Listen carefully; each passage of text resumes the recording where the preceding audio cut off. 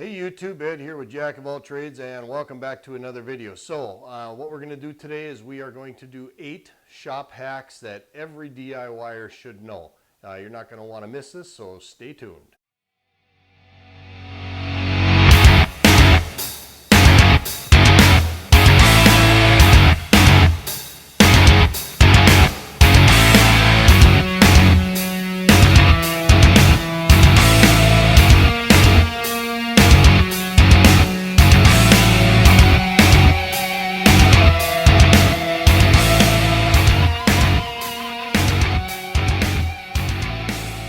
And welcome back. So before we get started on this video, I want to give a big shout out to new subscriber Scoop Dog all the way from the UK. He's a new subscriber, and thank you for subscribing, Scoop Dog. I very much appreciate it.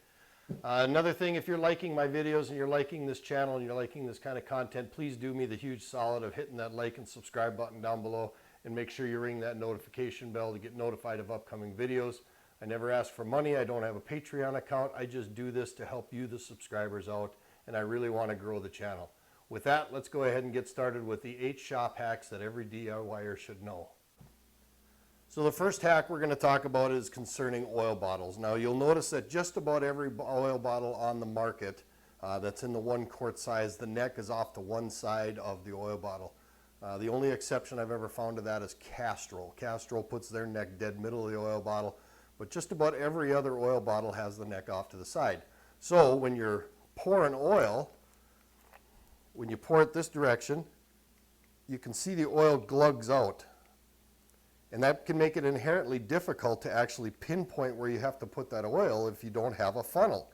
Now if I was to go ahead and take that same oil bottle and put the neck on the other side, or put the neck on the top, you'll notice that as I pour, it doesn't glug out. And it doesn't glug out because you're allowing the oil a more straight line flow to pour, and you've got a much more precise way of pouring your oil.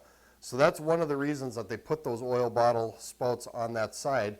Now you can get away with doing it this way if you just go extremely slow, and then it won't glug out. But you can even still see it still wants to glug out a little bit until the oil bottle gets about half empty. So next time you pour oil out of your oil bottle, try putting the neck on the top side, and then you can really just pour it out. And then you'll also notice that the oil bottle is sloped, and that's so that you can get every drop of oil out of the oil bottle. Now, bonus hack, when you are done with that oil bottle, if you should happen to not have a funnel, you now have a funnel with the oil bottle. Just save your oil bottle, get a utility knife, very carefully go ahead and cut your oil bottle. Cut the bottom of the oil bottle off, and you have just made a funnel. It didn't cost you a nickel. You already paid for the oil bottle as it is, and now you've made a funnel. If you don't want to spend the $3 to get yourself a funnel, you just got a free one next time you buy a bottle of oil.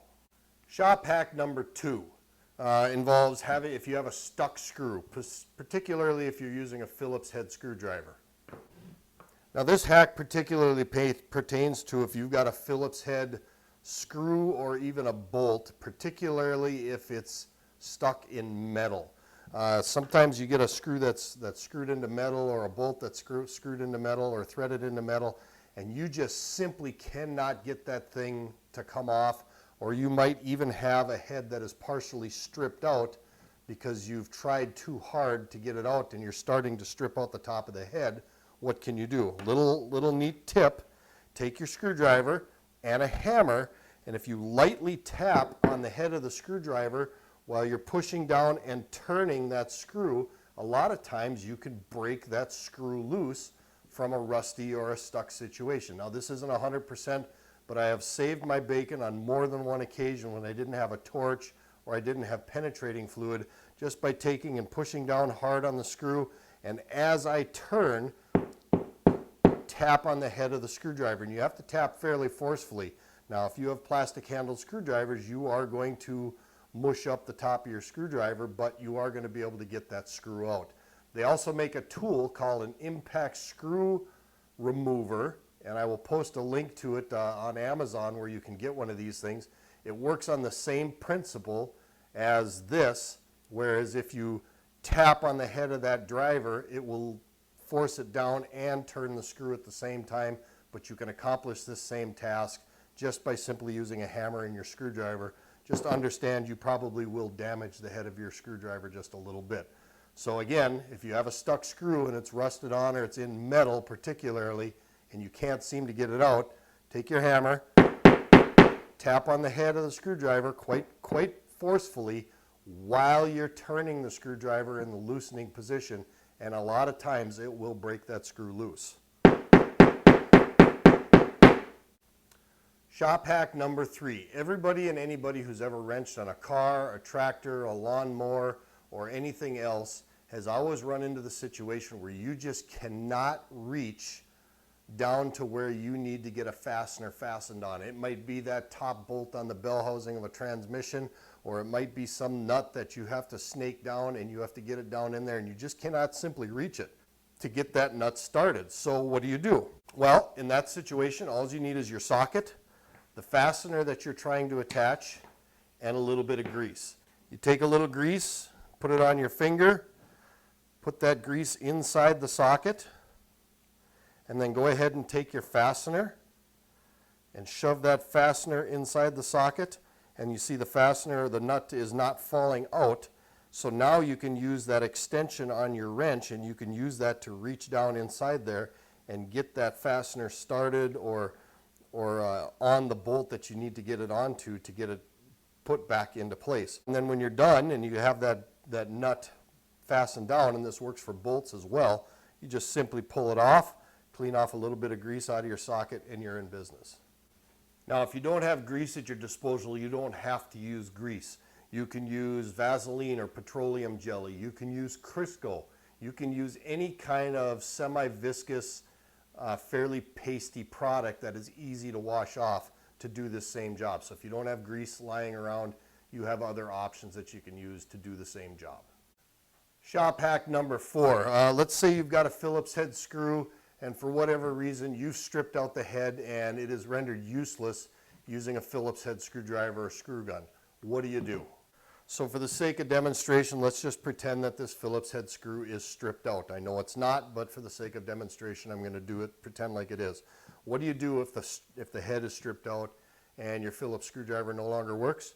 You break out your Dremel tool, a hacksaw, any kind of a tool where you can cut a straight line, and you take your Dremel and you cut a slot across the top of it like this.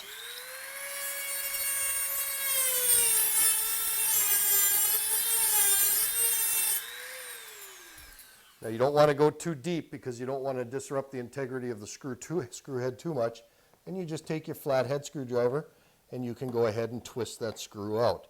This is an emergency practice just in case you ever do strip out your Phillips head screw. You can certainly get it out using a flat tip just by cutting a slot in the top with either a hacksaw or a Dremel tool. Shop hack number 5. Have you ever wondered why all screwdriver handles have got the fun little pattern and flat spots on them? It's not just solely so you can get a better grip on the screwdriver. There is another purpose behind it. So as you can see, I've got 4 screwdrivers here. This is a multi-type screwdriver, and you can see even this screwdriver has got flat spots on it. This screwdriver as well has flat spots on it. This Craftsman is kind of rounded, but it has flat spots on it. Why do they put those on there? They put those on there so you can take a crescent wrench, open it up, clamp it down on your screwdriver handle, and if you need more torque force, you've got it just by adding a wrench. You can do that on pretty much any screwdriver that's got a flat spot on their handle to give you more torque. Now, I'll grant you this is not a free pass to just torque until your heart is content. It's just to help you get a little better grip on the screwdriver. Then you've got models like this particular screwdriver. Not only does it have flat spots, but it's also got a hex portion right here on the shaft, which fits on this particular model, fits perfectly on a 12mm wrench. So that will also help you to get some more torque. Or if you've got like this Craftsman screwdriver right here, you can see that the shank on the screwdriver is flat. You can put a crescent wrench on it, and that will give you some more torque. So that's why they put those flat spots in the screwdriver handles, so you can add a wrench to them and get more torque to help you torque those screws off. Shop hack number 6. So I've got my 1/2 inch wrench here, and I've got my bolt here, and as much as I try to, I just cannot seem to get enough leverage with this wrench to break that nut or bolt or fastener loose. And I don't happen to have a piece of pipe lying around the shop to slide over to give me some extra leverage, so what do? I get a bigger wrench.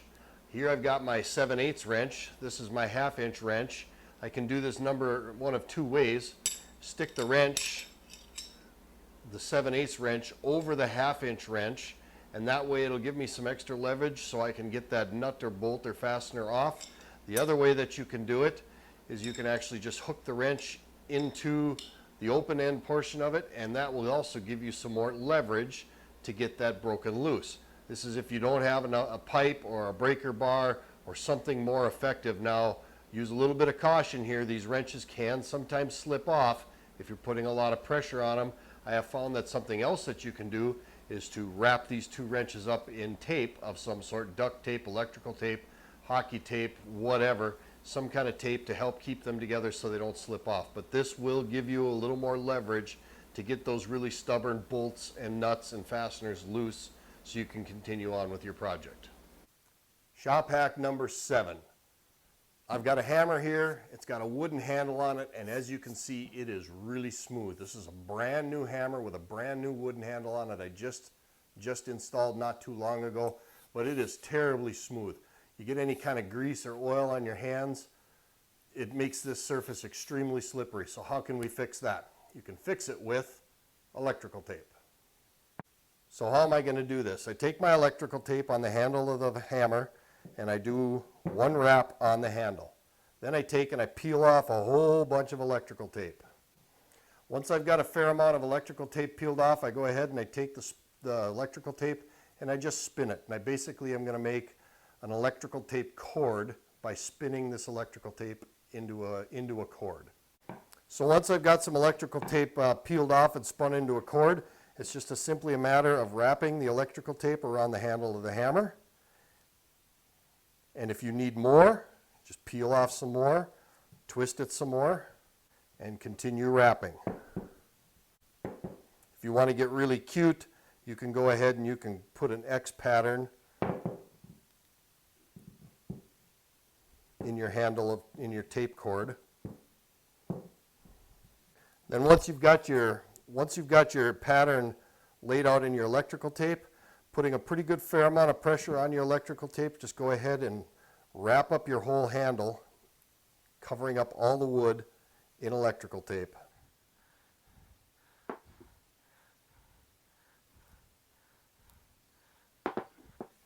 Once you've reached the end of your handle, now this is the key to the whole thing, you need to break off your electrical tape. Never, ever, ever cut your electrical tape. Electrical tape is designed to be broken off, not cut.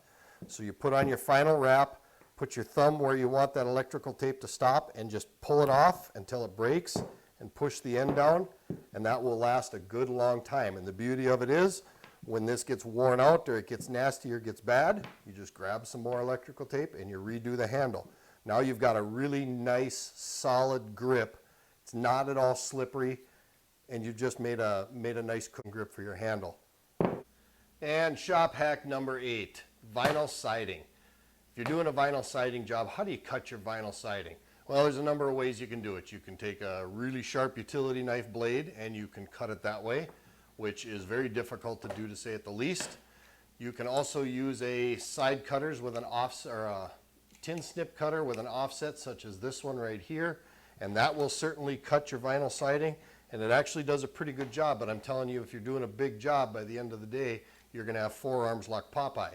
So is there an easier way to do it? Yes, there is. And what is that way? A chop saw.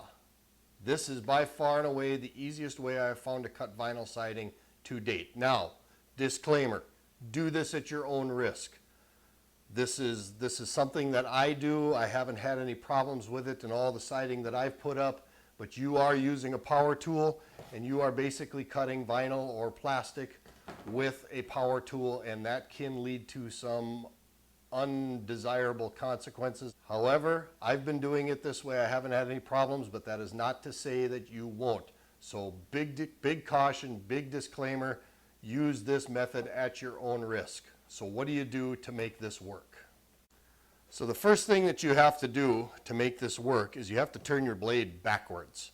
You don't want it to go the normal direction or the normal wood cutting direction, because these teeth will actually snag up on the siding. It will chunk it out, it will rip it out, it'll cause the pieces to come out of your hands, it'll cause plastic to fly. You need to turn your blade backwards. So as the blade is rotating, it's actually not grabbing the cutting edge, it's kind of dragging the opposite direction of the cutting edge. Now, you've got your blade turned backwards, critical step. Now what you do is when you come down and you cut it, you feed it fairly slow. You don't want to go too fast. You just want a nice, even, steady, slow speed. Now, you can see my chop saw is actually not big enough to cut all the way across the vinyl siding. So we're at the end of the cut, we're going to have to flip it over and finish the cut off. So this chop saw doesn't have as big enough a blade. Now if you have a radial arm saw or something like that, you can get it done. So let me show you how this works.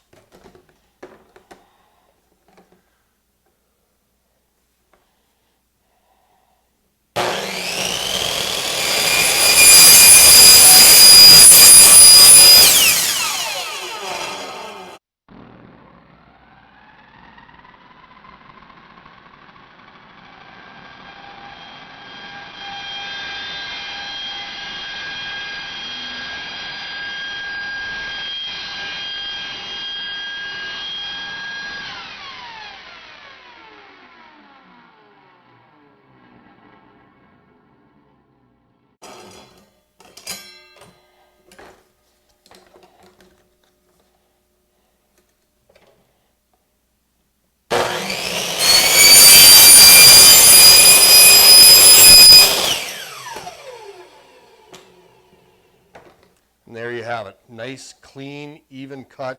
Like I said, just use caution. It does work, but at the end of the day, you are cutting plastic or vinyl with a power saw, and things can happen. Just understand it's a risky deal. So I got a piece of plastic here, and this is actually corrugated plastic that you put around your trees so the rabbits don't eat the trunk. I had this laying around the shop. Let's go ahead and cut this.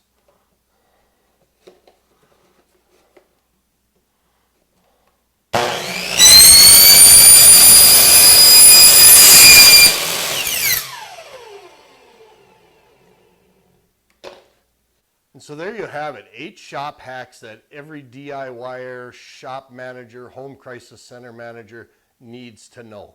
These are very, very handy. I've used these things on many, many occasions, and on more than one occasion they've saved me a lot of time, they've saved me a lot of aggravation, and they saved me a lot of dollar bills put into the swear jar because I was having issues getting done whatever I needed to get done. So with that, let's go ahead and wrap this video up. Now, if you're liking this kind of content and you like these kind of videos, please make sure you do me a solid and hit that like and subscribe button down below. Make sure you smash that notification bell so you get notified of upcoming videos, and hit me with any comments. And if there's anything else you'd like me to see or do on this channel, let me know and I will see what I can get done. With that, this is Ed from Jack of All Trades. As always, thank you for stopping by, and we'll see you on the next video.